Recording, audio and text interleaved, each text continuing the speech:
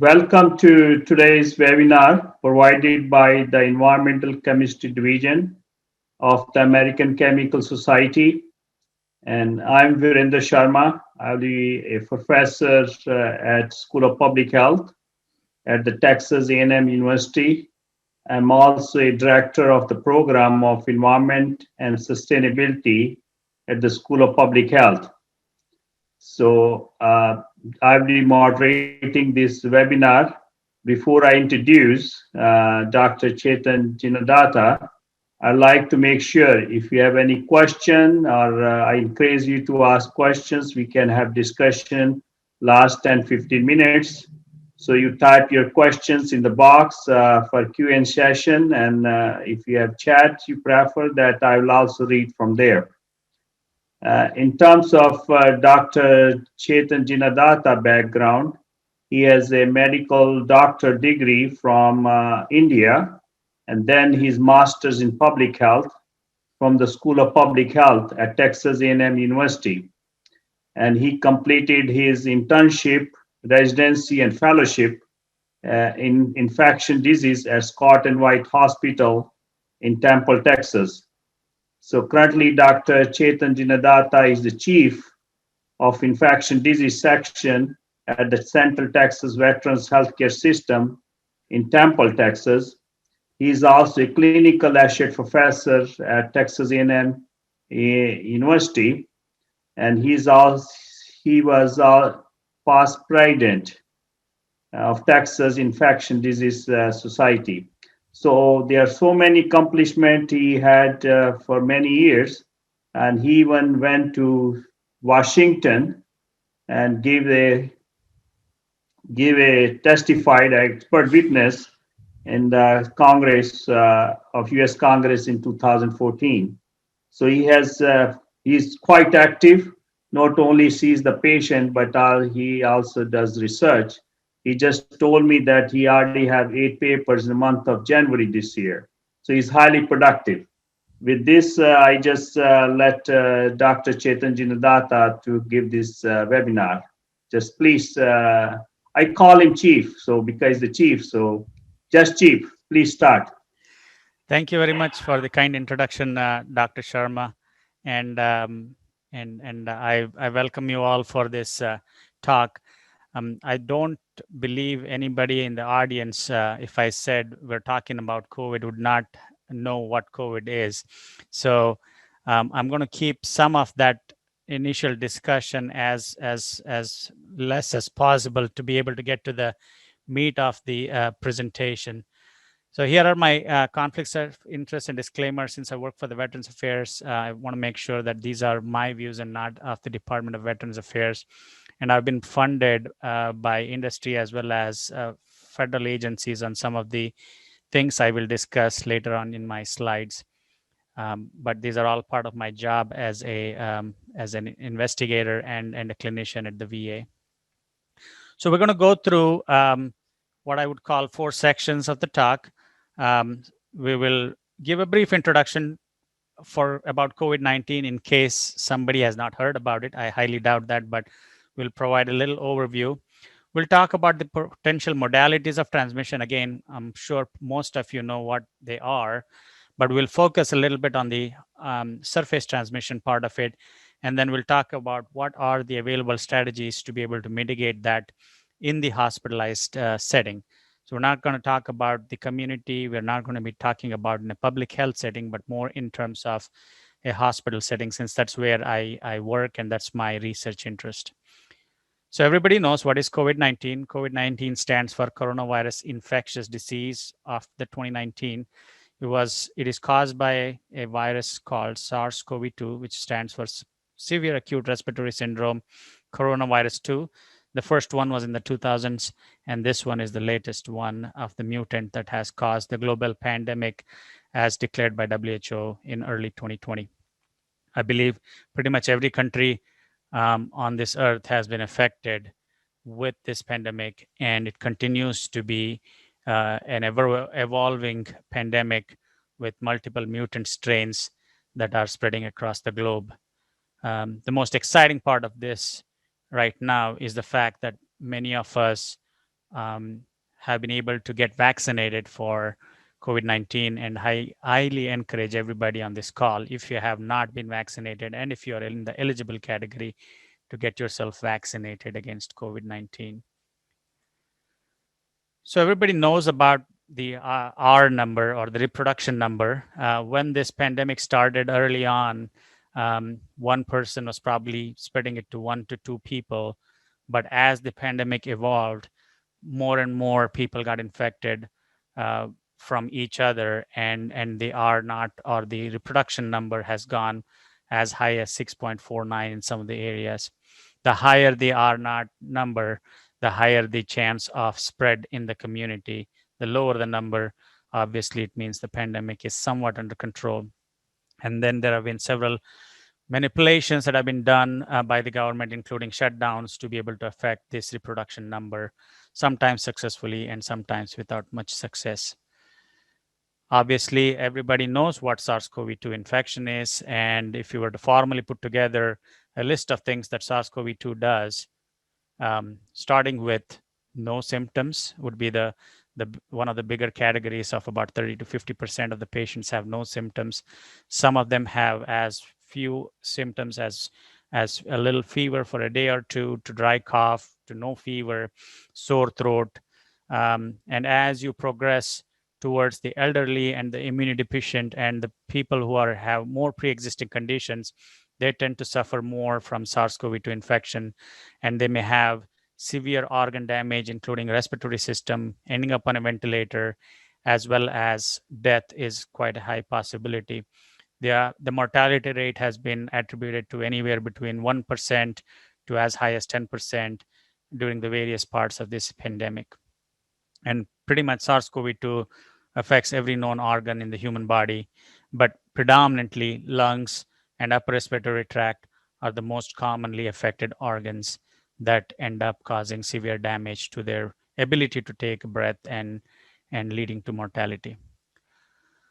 So again, everybody on this call is probably an expert on how COVID spreads. There are probably about 5 modalities, but the first 2 being the most commonest one. Droplet transmission probably is one of the main modes of transmission across the spectrum. It can spread from person to person in the act of speaking, sneezing, coughing, playing a musical instrument, and can enter the body through the inhalational route. But it also can drop on surfaces and have a theoretical risk of transmission to another person. Aerosol transmission is also common, but more so in the setting of performing aerosolization procedures, especially in hospitals such as intubation, bronchoscopy, tracheostomy, endoscopy, and any such procedures where there is a risk of aerosolization. There is a risk of transmission associated with aerosolization in very similar manner to the droplet transmission. Initially, when the pandemic started, there was a lot of quote unquote fear about the other modalities of transmission. I should say upfront that the modes of transmission outside of droplet and aerosol are little less in occurrence as compared to the droplet and aerosol, compared to the transmission on surfaces and fomites. And I'm pretty sure some of you are wondering, then why are we doing this talk about transmission from surfaces when this seems not to be the problem? And in fact, some of the other in non-traditional medical journals, there has been emphasis on recent articles talking about we shouldn't be so obsessed even with cleaning surfaces, and transmission is not even a possibility outside of these 2 other modalities that I talked about, droplet and aerosol. And we as infectious disease physicians and infection preventionists always talk about hand hygiene, and there's a possibility of transmission with direct contact from a person who is infectious to a person who is not infectious, maybe through something like a handshake and or through the surfaces. So I would like to lay the case of how it is possible for nosocomial transmission or transmission of COVID within a healthcare setting. And I would like to give you examples of other cases we know of, other bugs or organisms that we know of that transmit within the hospital setting in this modality. Of course, there was a lot of fear about food and food particles, groceries. Probably some of you wiped down the Amazon boxes that came to your house initially. But again, I would like to say that the risk of transmission through those has been shown to be lower or potentially non-existent in some situations. Again, we're talking in a public health setting. In terms of hospital, it's a little bit more well known with some of the other organisms, and maybe it is potentially transmissible in the hospital settings when it comes to COVID. So everybody has seen this kind of graphic in one form or the other. If you are a symptomatic person, you have 3 phases of the disease process. You have something called an incubation period, you have a pre-symptomatic period, and then you have a symptomatic period and a post-symptomatic period. And in this case, we could say anything in the pre-symptomatic, which could last anywhere between 1 to 4 days before the onset of symptoms, probably 2 days is more common, and the symptomatic period, you could be potentially infectious. The infectious part, the infectious period ranges between anywhere between day number 3 to 4, as much as day number 7 to 10, and it subsequently decreases substantially after day number 10. Hence, you may have talked about recommendations of being in quarantine for 10 days or shorter for if you are infected with COVID. As we have learned more about the disease, some of these recommendations and the periods of quarantine or isolation have also changed, and that is due to the ever-evolving nature of the infection as well as the information that we are learning about this infection. We also learned initially that some surfaces, such as copper, tend to harbor COVID virus or SARS-CoV-2 virus for lesser amount of time, or the viability on these surfaces are lower as compared to something like a stainless steel or a plastic surface where it can tend to stay on longer. So initially, people proposed that these surfaces could play a part in the transmission of the infection across the spectrum in terms of this infection control. But again, people do understand and believe that those are less of a concern nowadays as compared to the airborne or droplet mode of transmission. Where can transmission happen? In a public health setting, transmission can happen anywhere. It can be in a shared indoor space, probably the most common area where people get it, to public services with high customer turnaround, such as a restaurant. Again, not so much the restaurants in itself pose. People in restaurant probably are unmasked because they got to eat, and that's where if somebody is infectious, they could spread the bugs around in the act of speaking, talking, or eating to the other customers. Social distancing obviously helps with that, but again, it has always been up to open discussion as to how much of a risk such an activity poses. Initially, there was also concern about common facilities such as bathrooms in, let's say, a departmental store or a mall, public transportation, corridors and door handles. There were case reports early on when the Wuhan pandemic started. Pandemic started in Wuhan, that elevators and buttons of the elevators were possible modes of transmission. But again, they seem to be lesser as compared to the other two modalities. What are the factors that influence transmission of the virus? Obviously, we're learning nowadays that some strains are more of a transmission risk than others. For example, the UK strain and the South African strain is thought to be more contagious or more transmissible as compared to the original Wuhan strain. Survivability of the virus, especially on surfaces, can influence transmission ability. Transfer efficacy is also varied based on what material it lands on. Of course, you're coughing on 100 people versus 1, your transmission possibility and the odds increases. If you have a susceptible host, meaning an age or immunosuppressed condition being one of the susceptibility factors, you are more likely to get it when somebody coughs on you as compared to if you are in good state of health. Then there are certain host behaviors, such as not wearing a mask. As you can see in this picture, one of them is not wearing a mask over their nose. Or if they're not wearing a mask at all, or they don't wash their hands or keep their environment clean, those host behaviors can also lead to increased risk of acquisition of the disease, but also you can spread the disease to more people if you're infected, if you're not able to practice certain important public health measures such as wearing a mask appropriately and or washing your hand. If you're indoor, probably you're more likely to get it than outdoor.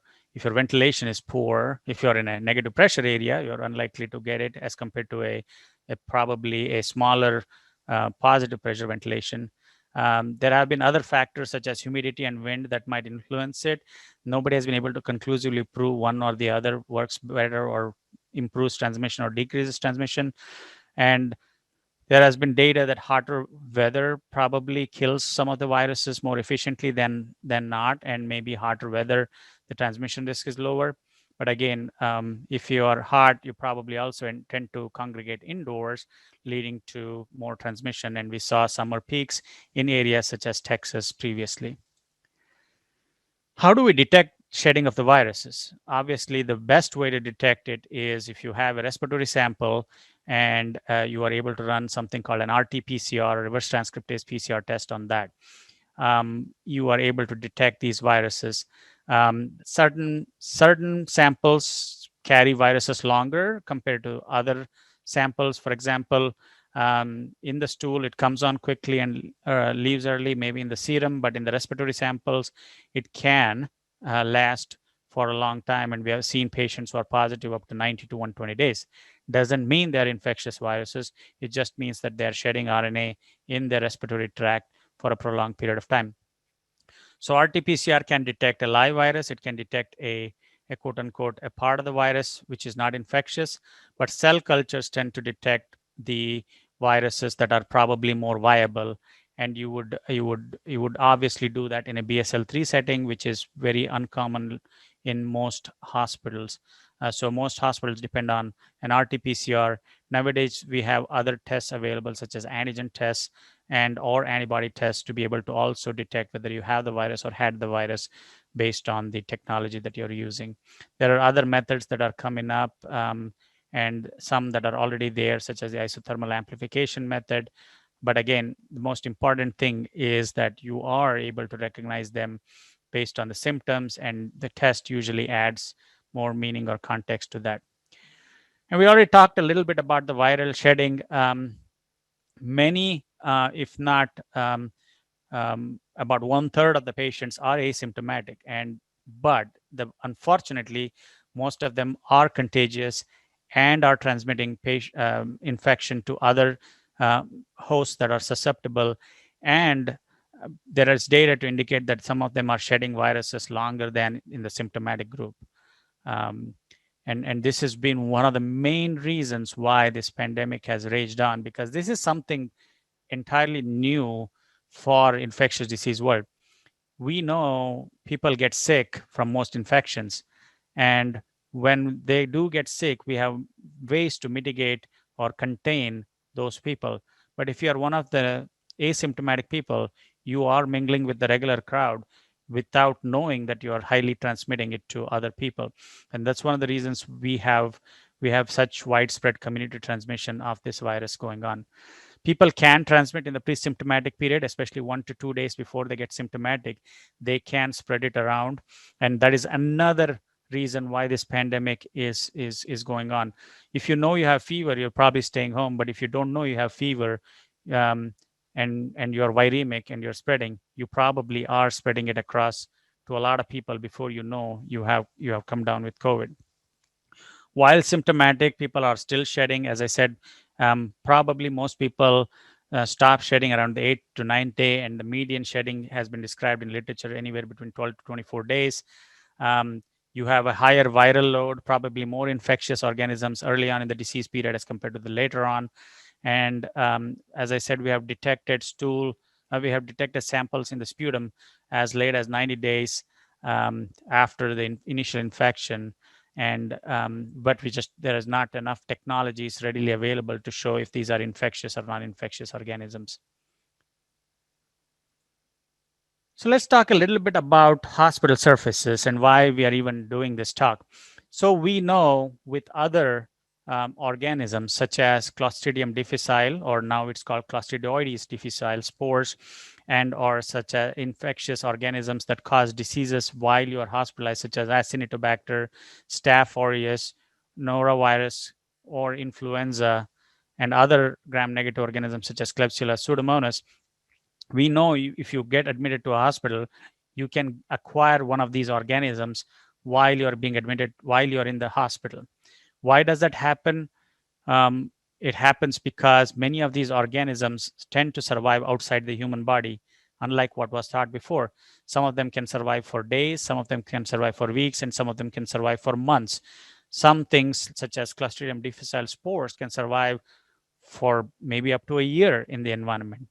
And what happens is, if these survive in the environment of the hospital, and you're one of those unlucky fellows who goes and stays in that room, you are likely to have a higher chance of acquiring that infection from that organism, partly because that maybe that room was not cleaned adequately. And we'll address some of those cleaning aspects in the next few slides. So what we know is that there is nosocomial infections happening from these organisms. And these nosocomial infections are happening because these organisms tend to survive on the surfaces in the hospital a lot longer than we originally had thought, maybe 20 years ago or 30 years ago. So let me introduce for the concept of HAIs, or healthcare acquired infections. They're also called hospital acquired infections, and some of them call them as nosocomial infections. So for some of the audience on the call, it's not a new term, but for some of the non-medical people, this is what is technically we're trying to address on this talk. So healthcare acquired infections are not new. They were brought to the forefront because of some of the regulatory changes that happened in American reimbursement system related to Medicare and Medicaid, and what we call now the Affordable Health Care and Obamacare, where there's emphasis on preventing these hospital-acquired infections. So let me give you a quick example of what these are. So I am a 40-year-old male who has chest pain, and I get admitted to the hospital to get evaluation for chest pain. While in the hospital, I unfortunately acquire a multi-drug resistant organism such as Staph aureus, or I develop a diarrhea due to Clostridium difficile infection. And then now I have a new condition that I didn't come into the hospital for. That is a typical healthcare acquired infection, or a nosocomial infection. It is bad for the patient because now they are getting treated for two things instead of one. It is expensive for the hospital, it's expensive for the healthcare system, and some of us who are in this business, we also know some patients can die from those infections. They might have survived the heart attack, but they might die from this nosocomial infection. That is why we talk about preventing these infections. They can happen in any setting, in the ICU, in the regular ward, outpatient settings, or outpatient surgical settings. What we know about SARS-CoV-2 is it can survive on hospital surfaces. We know that it has been isolated from the ICUs. It has been isolated from the floors, the toilets, the bed rails, some of the ventilation system in the isolation wards. Some places it is high concentration, some places it is low concentration. It has been isolated. It has been isolated from all kinds of materials, from curtains to bed sheets to bed rails, overbed tables, sinks, bathroom floors, door handles, and the air vents. So we know, just like the other organisms I showed in the previous slide, such as Staph aureus or Clostridium difficile, SARS-CoV-2 can be on these surfaces. We also know that some of these could be what we call live virus and or an infectious particle versus just RNA. And one of the things we have not been able to solve is to definitely nail down that this person got it from being in the hospital versus they came in with it. There are instances where somebody who has been in the hospital for 10 days, on the 14th day, they get an infection. We can certainly call those as nosocomial infections. But because there is so much community transmission happening, because many of the staff members working in the hospital could be asymptomatically infected and passing on to their patients, we certainly don't know the role of these surfaces in the transmission of SARS-CoV-2 in the hospital. But if history has to tell us something, if history were to tell us from the experiences, there are other organisms, once the community transmission goes down, if this is a problem, it will definitely come to the forefront and we'll be left scrambling for mitigation technologies. But the good news is we have several technologies and we can talk about them and see how they can be affected. What affects the survivability of SARS-CoV-2 on surfaces is what kind of material it's made of, whether metal or plastic. Maybe some kind of metals is shorter survival versus plastic longer survival. It probably survives longer in porous material versus non-porous material. If it is high temperature, probably shorter survival versus lower temperature. And you can talk about how much inoculum was put on there. Higher the inoculum, probably longer the survival, and so on and so forth. If you imagine a situation how this could be transmitted, we know that one of the main modalities of transmission could be the aerosol or the droplets from a contaminated patient and or staff going on to a patient directly. The other way it can be is through the fomites or objects that exist in the hospital, such as bed rails and handrails and tray tables or overbed tables, and or some items such as portable medical equipment, which seem to be omnipresent in the room. And what can happen is these events can lead to transmission directly, indirectly through these surfaces to the vulnerable patient. Again, this is, I would say, more so in a hypothetical setting right now because of the widespread community transmission, at least in the United States, but definitely a possibility given the consideration. And again, don't mistake this possibility or probability with something that can happen in a public health setting. Because you're not contained in an environment, because it's more widespread area and not a 10 by 10 room, the chances of this happening outside are probably less.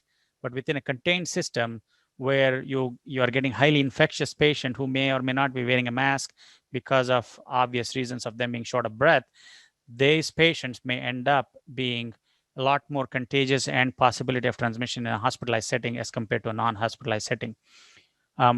Because of those, we take a lot of steps in mitigating it. Here's an example of how transmission can happen. This is a calculation done by one of my team members, John David, and a hypothesis proposed where if you have 1,000 COVID-19 viruses on fomite, there is a theoretical risk that some of them might end up on your hands. And if you are one of those people like me, probably who scratches their forehead or their nose or their eyes, you could inoculate these viruses, which could be infectious, onto your body and lead to an infection. And this possibility, again, this theory is more practical and possible in a hospitalized setting as compared to a non-hospitalized setting. And as I said before, the hospital transmission possibility, especially with other organisms, has been well established. We know that they survive. We know that they pass through the hands of the healthcare worker and between patients. And that has led to theories that these are directly responsible for healthcare acquired infections. To prove the point, here are some studies that have shown that hospital transmission is definitely possible. They have shown it with MRSA, vancomycin-resistant enterococci, Pseudomonas. They have proven it with Clostridium difficile and Acinetobacter baumannii. And here you will see, just because you got put in a room that was previously occupied by one of those deceased patients, you are 2 to 3 times likely to acquire that infection being in that room. So if this is possible for many other bacteria and viruses, if we don't clean the rooms properly and the surfaces properly, there's a chance if you're one of those non-COVID patients who get admitted to a previously COVID room, you are highly likely to acquire a similar infection just because you got put in that room. And here are some examples of how complex hospital transmission can be. Candida auris is another organism that was quote unquote the hardest emerging organism that was causing infections in hospitalized setting before COVID came. And now we are hearing outbreaks of Candida auris happening in COVID wards across the country, especially in South Africa. And this was blamed on a thermometer that was going in between patient rooms. Here is a study we did with our group where you can see, and I apologize for the figure being very crowded here. But as you see, the center is the patient, and the patient is touching the bed rails. They're touching the tray table, the IV pump, the computer on wheels where the nurse's document goes in and out of the room. And you can see how many times people are touching each other. And this is a 24-hour observation period. Imagine if a patient stays there for 4 or 5 days, the amount of things the patient touched, the amount of things that the healthcare worker touches before they touch the patient, leading to the transmission possibility in various settings. Here you can see in an ICU where the patient is not so mobile, like in a medical ward, still has so much interaction with surfaces and equipment around the hospital that the transmission risk of COVID, just like any other organism, is really high.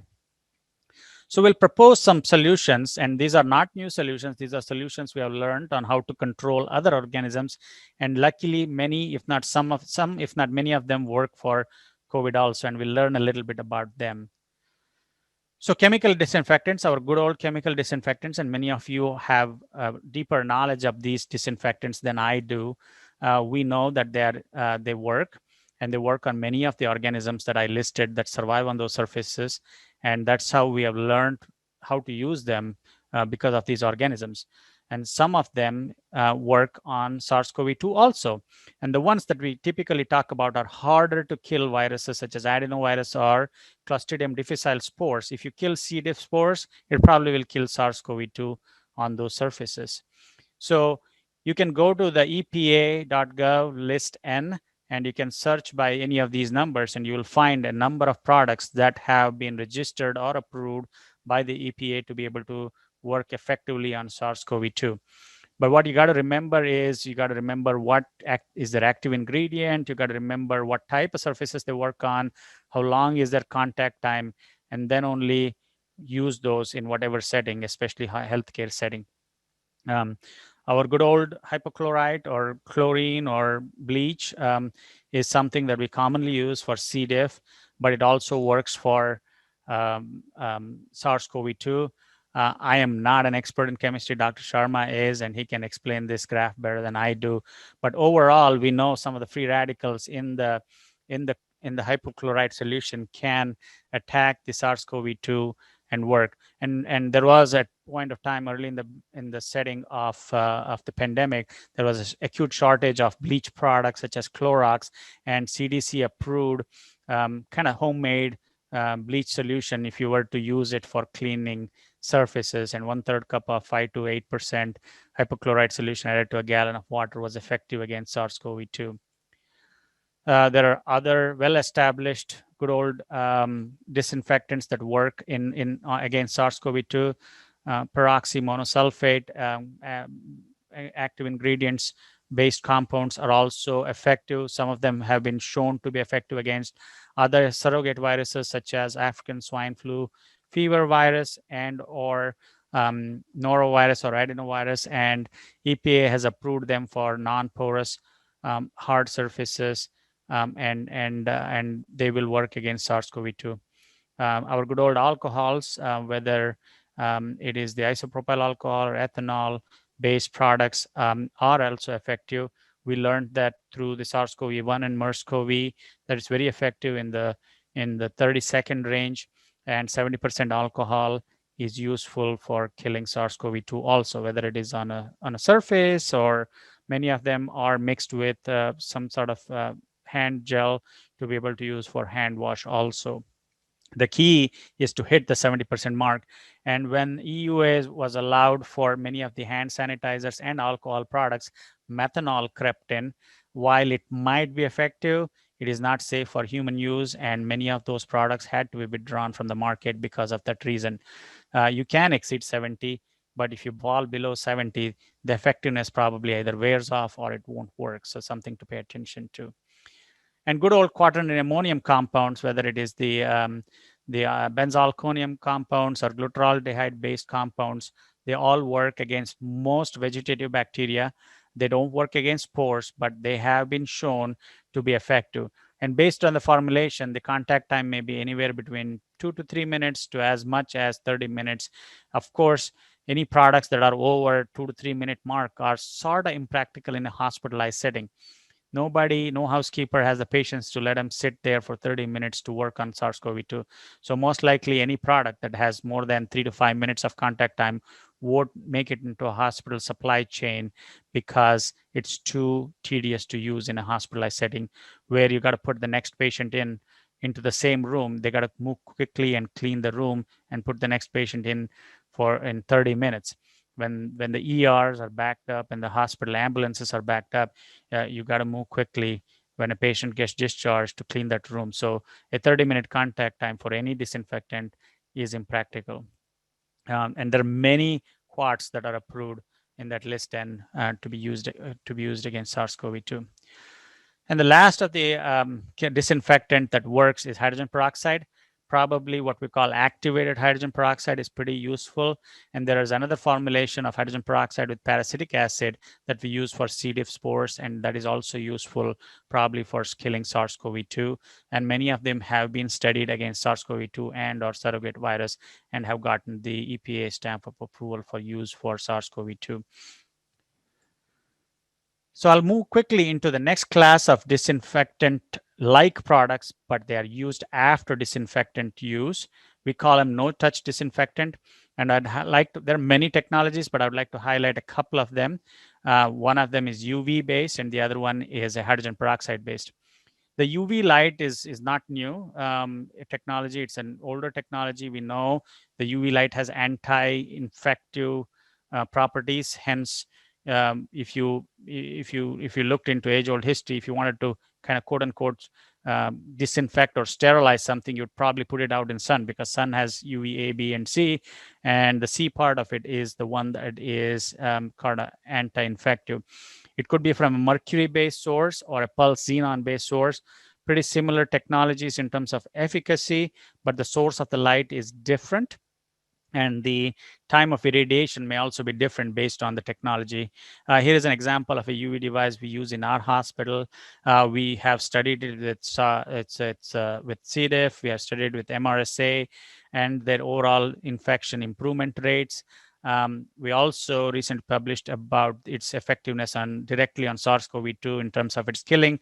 In about 5 minutes time, we were able to demonstrate about a 4-log reduction in the efficacy of this particular UV device against SARS-CoV-2. The pros and cons of using such a technology is that it does not require in-depth training of the hospital staff that use it. It can lead to rapid decontamination of the rooms compared to other hydrogen peroxide systems that take a lot longer, like 2 to 3 hours. The bad thing about this is nobody can be in the room. It has to be empty. And the furniture and any shadowed areas may have problems getting UV light and hence may not be as effective. That is why we emphasize we got to do chemical disinfection first, and this is added on top of it and not as a substitution to chemical disinfection or any other method of disinfection routinely employed in the hospital. Vaporized hydrogen peroxide is another technology where it evolves or sprays a mist or a vapor or fog that gets into an enclosed system.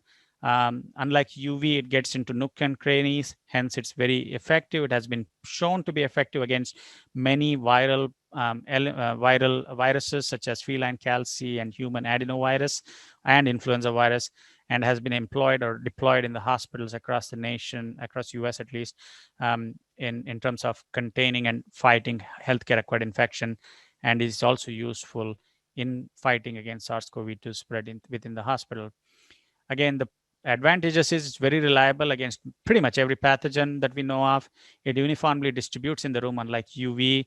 The cons are it's a detailed process. It takes 2 to 3 hours. You have to seal all the room, not only empty it, but also seal the vent, seal the doors, so no hydrogen peroxide escapes because it is toxic, and you got to wait till the hydrogen peroxide is recycled out of the room into hydrogen and water before you can enter the room. So sometimes that is the biggest problem with this technology, is that you have to wait 3 hours, and we don't have waiting of 3 hours in the setting of a pandemic. There are many other emerging technologies such as UV, LED, blue light, and even visible light, sunlight can kill SARS-CoV-2. But there's not much evidence right now to be able to apply it in the hospitalized setting for SARS-CoV-2 in particular. Let's spend next few minutes on antimicrobial surfaces. Like I talked about, the SARS-CoV-2 tends to survive more on plastic and probably stainless steel as compared to copper. This was shown in one of the studies that was published early on in the pandemic. that set off the cleaning frenzy in the public sector. But while it might have set off that frenzy in the hospital setting, it was very useful data to be able to for us to evaluate and use that to provide a clean room for our patients. In our hospital, we also use copper surfaces. Here's an example. There are many copper technologies. Some of them are spray, some of them are metal, some of them are polymer based.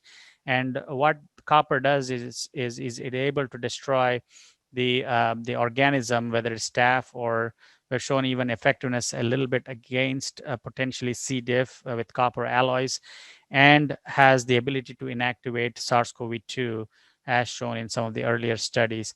So we believe this is one of the technologies that can be used in conjunction or in addition to the regular disinfection with chemical disinfection and or UV to be able to provide additional layer of continued disinfection against SARS-CoV-2 in the hospitalized setting. So in conclusion, I would like to say that disinfection works. We know it works for many, many things before SARS-CoV ever came into existence. And that disinfection is probably able to work as good for SARS-CoV-2 also. We want to make sure, we should make sure that if you are particularly focused on cleaning the hospital environment, that you're using the right approved products, you're using it for the right approved contact time, and that you are definitely cleaning in between disinfection events, that is discharges. You also want to make sure you're cleaning them as much as possible during the day when that patient is admitted. Definitely want to focus on all aspects of the room, but the focus on high touch surfaces and portable medical equipment should be on a daily basis. There is a role for no touch disinfection devices such as UV and supplemental technologies such as copper in providing continuous disinfection for patients who are in the SARS-CoV-2 and helping preventing healthcare acquired infection. I would like to acknowledge Tanuri for helping me with the slides. And then I would like to acknowledge all my collaborators who and my teammates in the research world, and Dr. Sharma in particular for inviting me to give this talk. And we have an awesome team. We are focused on evaluating many of these technologies against SARS-CoV-2 and other nosocomial infections, and have been luckily funded by many agencies to be able to evaluate the merits of these technology. If you have any questions, here's my contact information, and then I'll open it up for questions.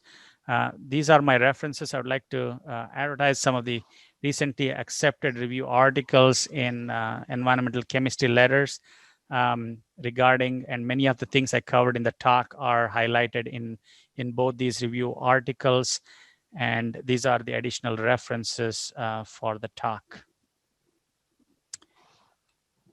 With that, I'm open to questions.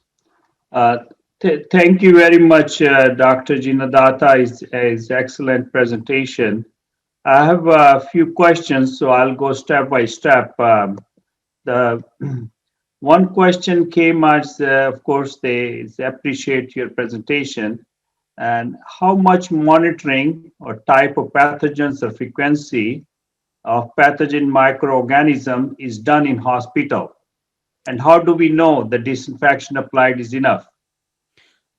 And so that's an excellent question. So I'll answer the question, first part of the question. So number one, how do we monitor pathogens in a hospital environment?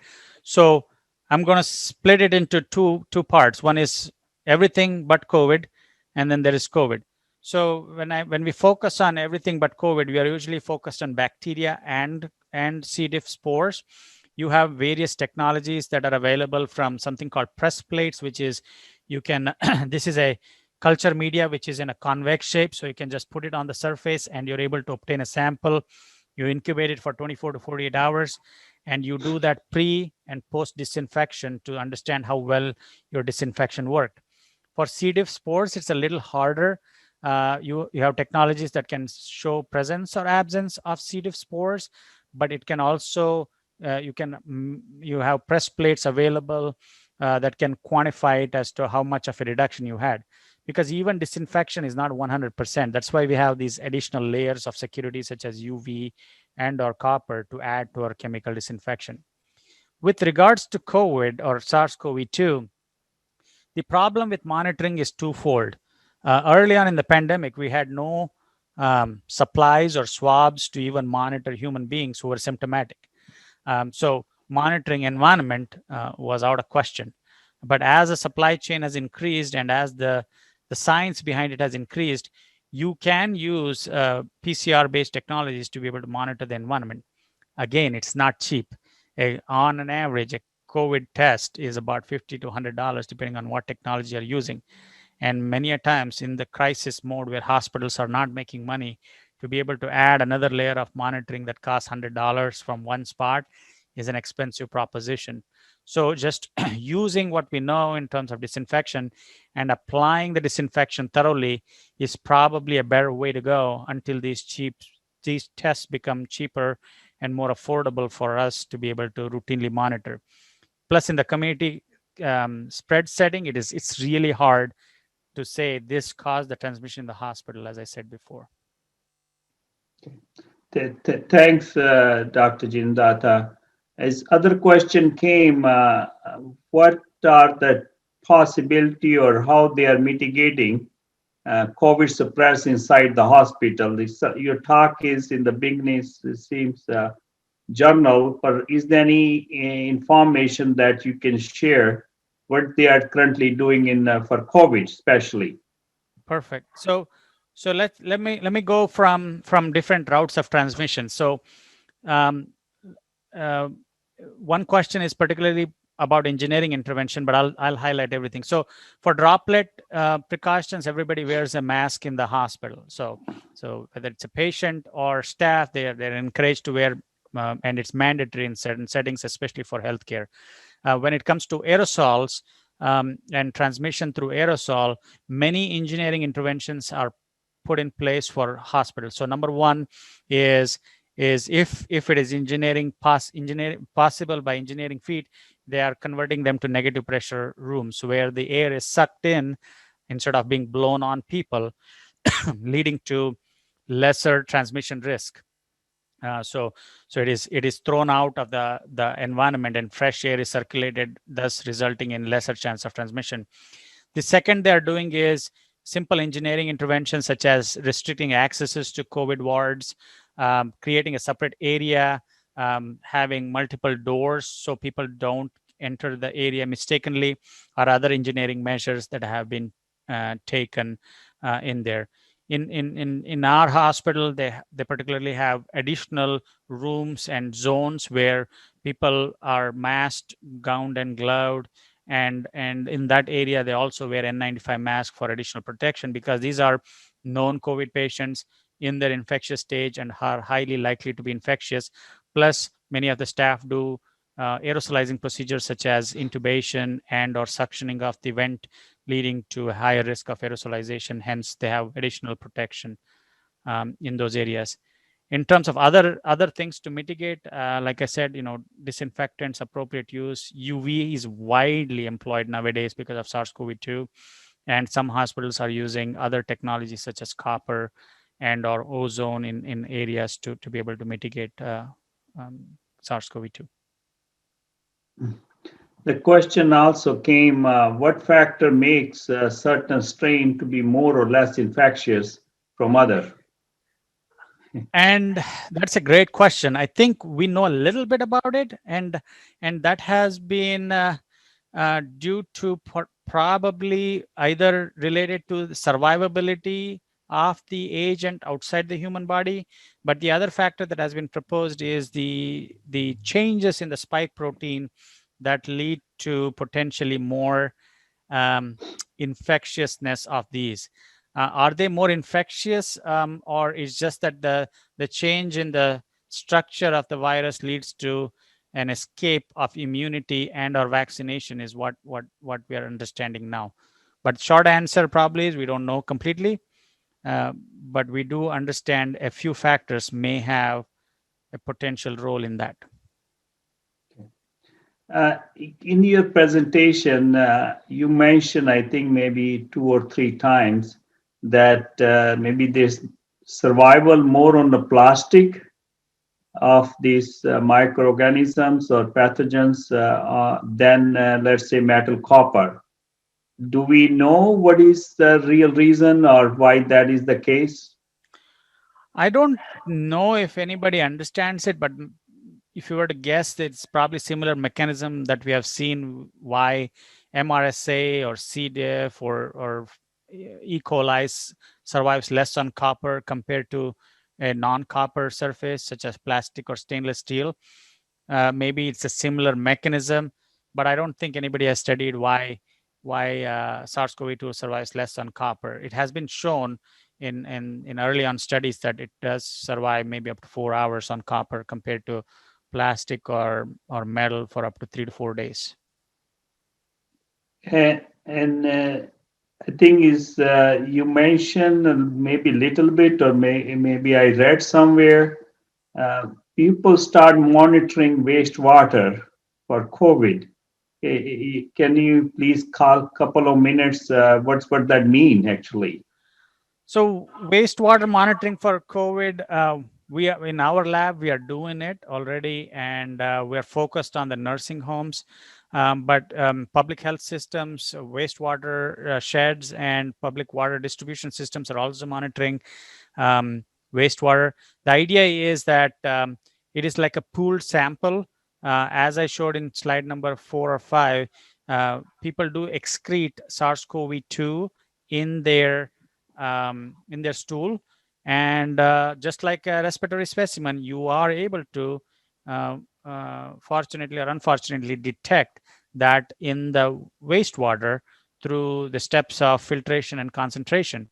And when you do that, you can recognize that there is wastewater COVID in the wastewater or SARS-CoV-2 in the wastewater. And if you have periods where it's not there and then you detect it, that means somebody who is actively probably infected is contributing SARS-CoV-2 into the wastewater. And detection of that can inform policy decisions for um, public health systems that, okay, there is a increasing trend of SARS-CoV-2 repeated positive in the community. Maybe there is widespread community transmission going on, and we got to do some measures to mitigate. Or in the case of such nursing homes or dormitories, that might lead to investigation of, okay, who did we miss who is positive, who could be spreading it to the other people. So those are some of the potential uses of wastewater monitoring for SARS-CoV-2. It is just like nasal swab. It's just a few extra steps to concentrate and isolate the RNA before we do it in the wastewater. So is this really quite reliable technique, or this is just the beginning of this technique, or The any? techniques are pretty well established. Okay. Now there was a review article that talked about 40 labs doing it, kind of their own recipe, and everybody was able to detect it.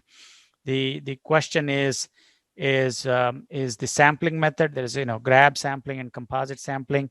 Maybe the composite sampling is a touch better than grab sample, but grab sample is easier, and the composite sampling machine went on back order too. So there were other issues associated with sampling. But once you get past the sampling, the isolation and the detection methods are pretty well established. Many of the kits that we use for nasal PCR can be used for SARS-CoV-2 and be used for detection reliably. So the main issue is the sampling. Then so does it matter from which country you're sampling, or just what I'm trying to figure it out?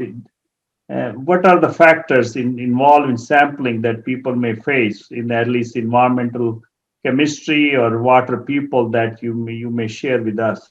So the factors that we encounter are the solid parts versus the sludge and the effluent, or I'm comparing it to that, where the solids might trap a lot of SARS-CoV-2, and hence you may not be able to detect.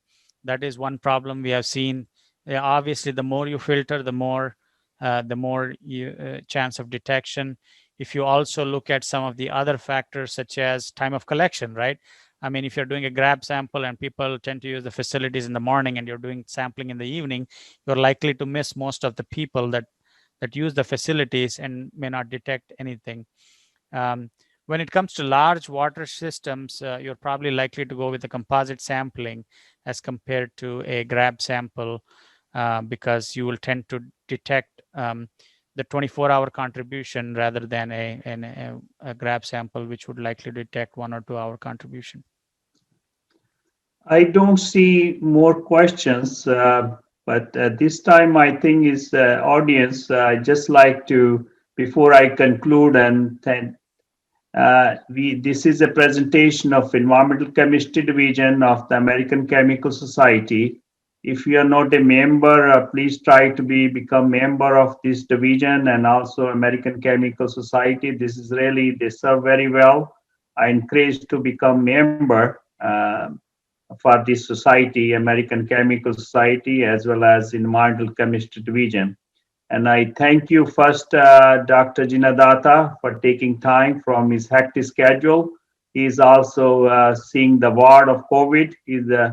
So his really time is very valuable, and I do personally appreciate his time. And thank you very much for your participation too, and listening the talk. And wish you very well, and please stay safe. Thank you very much, and this conclude our presentation. Thank you. Thank you.